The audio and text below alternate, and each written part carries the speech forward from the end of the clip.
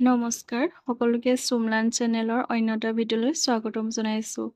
আজি আমি class 6 lesson 10 বাঘৰ বটহি পাৰ্টিৰ কুৱেশ্যন এনসাৰ সমূহ আলোচনা কৰিম। আহাচোন আমি কুৱেশ্যন এনসাৰৰ মাজলৈ যাওঁ। প্ৰথমতে দিয়া আছে বাঘৰ বটহি কাহানী को अपने शब्दों में बताओ। অৰ্থাৎ বাঘ আৰু বাটৰুৱা কাহিনীটো নিজৰ ভাষাত নিজৰ শব্দত ক'ব কৈছে। ইয়াৰ এনসাৰটো আমি এক ভিডিঅ'টোৰ শেষত কৰিম। যিহেতু প্ৰথম এনসাৰটো বহুত দীঘল হ'ব সেইকাৰণে আমি তাৰ এনসাৰটো ভিডিঅ'টোৰ শেষত কৰিম। এতিয়া আমি 2 নম্বৰ প্ৰশ্নলৈ আহোঁ। प्रस्तुत चित्र कथा बाघ और बटोही से हमें क्या सीख मिलती है। आंसर प्रस्तुत चित्र कथा बाघ और बटोही से हमें यह सीख मिलती है कि हमें लालच में पड़कर कभी भी दूसरों पर भरोसा नहीं करना चाहिए। अगर हम लालच में पड़कर अपना बुद्धि और विवेक खो देंगे तो हमारी हालत बटोही जैसा होगा। अर्थात आमी लोभत परि केতিয়াও আনক বিশ্বাস কৰিব নালাগে। যদি আমি লালসত পৰি আমাৰ বিবেক বুদ্ধিৰে কাম নকৰো তেতিয়া হলে আমাৰ সেই বাটৰুৱাজনৰ নিচিনা অৱস্থাটো হ'ব। नेक्स्ट बाघ ने किसका लालच देकर बटोहे को तालाब में फंसाया। आंसर হ'ব बाघ ने सोने का कंगन का लालच देकर बटोहे को तालाब में फंसाया। और बाघे কিহৰ লোভ দি বাটৰুৱাজনক তালাবত ফসাইছিলে। কুৱেশ্যনটো সুধিছে। ইয়াৰ এনসাৰটো হ'ব সোণৰ হাৰু লালসা দি বাটৰুৱাজনক तालाबत फसाइছিলে। नेक्स्ट क्वेश्चन बाघ की बातें सुनकर बटोहे ने क्या किया। इसका जवाब है बाघ की बातें सुनकर बटोहे ने बाघ का विश्वास किया और तालाब में उतर गया। नेक्स्ट क्वेश्चन तालाब में उतरते ही बटोहे का क्या हाल हुआ। आंसर হ'ব तालाब में उतरते ही बटोहे दलदल में फंस गया। नेक्स्ट क्वेश्चन आखिरकार बाघ ने बटोहे का क्या हाल हुआ। उत्तर आखिरकार बाघ ने बटोहे का शिकार करके उसे खा गया। यार क्वेश्चनটো मिस्टेक हो গৈছে। এইটো क्वेश्चनটো হ'ব লাগিছিলে आखिरकार बाघ ने बटोहे का क्या हाल किया हुआ ঠাইত क्या लिखि লবা। आंसर হ'ব आखिरकार बाघ ने बटोहे का शिकार करके खा गया।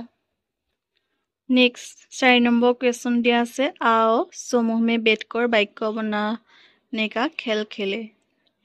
एग्जाम्पल दिया से घड़ी। यार वाक्य हुआ मेरे पास एक घड़ी है, मेरी घड़ी सुनहली है, उसके पास 2 घड़ियां हैं। इस प्रकार निम्नलिखित शब्दों से वाक्य बनाए। ইয়াতে ঘড়ী শব্দটোত কেইটামান বাক্য বনাই তোমালোকক দেখাই দিছে আৰু ঠিক সেইদৰে কেইটামান ৱৰ্ড দিছে কিতাপ, গাই, মকান, কলম, বেহান। এই শব্দকেইটা লগাই তেনেদৰে বাক্য সাজিব দিছে। আহাচোন আমি প্ৰথম কিতাপ শব্দটোৰে বাক্য বনাওঁ। এইটো এনেদৰে লিখিবা किताब मेरे पास एक किताब है, मैं रोज किताब पढ़ती हूँ, उसके पास 2 किताब हैं। नेक्स्ट आहिबो गाय। मेरे पास एक गाय है, गाय दूध देती है, उसके पास 2 गाय हैं। नेक्स्ट मकान। मेरे पास एक मकान है, मकान काफी महंगे हैं, उसके पास 2 मकान हैं। नेक्स्ट कलम। मेरे पास एक कलम है, मेरी कलम बहुत बढ़िया देखते हैं, उसके पास 2 कलम। मैं सिंगल के बनाइছো, তোমালোকৰ মতে অলপ বেলেগ স্টাইলটো বনাব পাৰিবা। लास्टत बहन। मेरे पास बहन है, मेरी बहन देखने में सुंदर है, उसके पास बहन नहीं है। এতিয়া আমি 5 নম্বৰ কুৱেশ্যনলৈ যাওঁ। ইনহে পঢ়ো সমঝো লিখো। ইয়াতে এইটো পঢ়িব দিছে। ইয়াতে দুটা শব্দ ভাঙি মানে এটা ৱৰ্ডৰ সন্ধি ভাঙি থোৱা আছে আৰু সন্ধি ভঙাটোৰ যিটো শব্দ হৈছে সেই শব্দটোৰে কেইটামান ৱৰ্ড লিখিব কৈছে। ইয়াতে প্ৰথম উদাহৰণ দিয়া আছে। খ যোগ য় মনুষ্য, ভবিষ্য ভাষ্য, দ যোগ ধ। ইয়াত যিটো হৈছে সেইটোৱে বুদ্ধি, বৃদ্ধ, প্ৰসিদ্ধ হৈছে। দ যোগ য় গদ্য, বিদ্যা, পদ্য। তেনেধৰণে ইয়াত পুস্তিকা, দুষ্ট, স্পষ্ট। ঠিক তেনেদৰে শব্দ বনোৱা হৈছে। তোমালোকে স্ক্ৰীনশ্বট মাৰি লিখিবা। নেক্সট দিয়া আছে খত।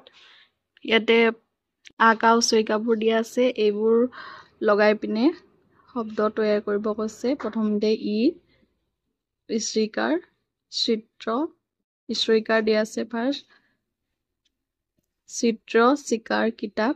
তাৰ পৰা দীঘৰিকাৰ, লড়কি, বেটি, নাৰী। ও বহুত, মুঝে, তুম। নেক্সট ধূপ, দুধ, সোণ। 6 নম্বৰটো তোমালোকক সূত্ৰ লিখিব দিছে। 7 নম্বৰ দিয়া আছে आओ समान अर्थ वाले शब्दों को रेखा खींचकर मिलाए। অৰ্থাৎ সমাৰ্থক শব্দ লগত আঁচ মিলাব দিছে। তালাবটো হৈছে পুখুৰী, গতিকে পোখৰৰ লগত মিলিব। আসমানৰ সমাৰ্থক শব্দ। নেক্সট ইটো চাইডে আছে গগন, লালচ, তাত লোভ, লালচটো লোভৰ লগত মিলিব। স্বৰ্ণ, সোণাৰ লগত মিলিব।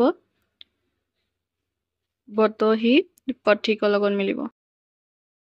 নেক্সট তোমালোকক হিন্দীৰ সংখ্যা কেইটামান দিয়া আছে। এইকেইটা আখৰত লিখিব আছে। ইয়াত ফাৰ্ষ্টতে আছে 16, দেন 15, তাৰপিছত 27, 21, 14। বন্ধুসকল,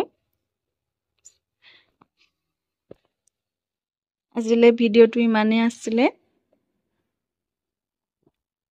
যদি ভিডিঅ'টো ভাল লাগিলে তেনেহ'লে কমেণ্ট কৰিব, লাইক কৰিব, আৰু যদি কিবা বুজি নোপোৱা আছে তেতিয়াহ'লে কমেণ্ট কৰি জানিব পাৰিব। আৰু চেনেলটো যদি এতিয়ালৈকে ছাবস্ক্ৰাইব কৰা নাই ছাবস্ক্ৰাইব কৰি ল'ব। ধন্যবাদ।